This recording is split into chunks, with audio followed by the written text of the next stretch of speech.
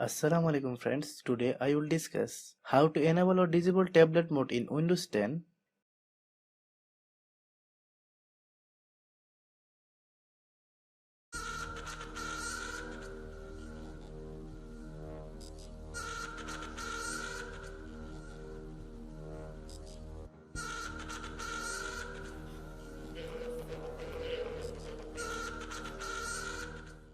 Click Start button,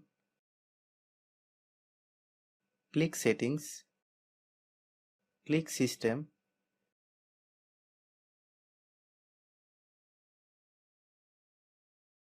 select Tablet,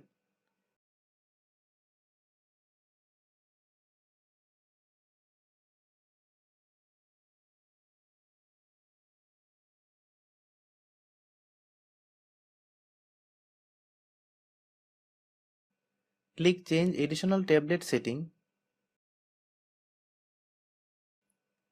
tablet mode to on to enable tablet mode, toggle it off to go to desktop mode.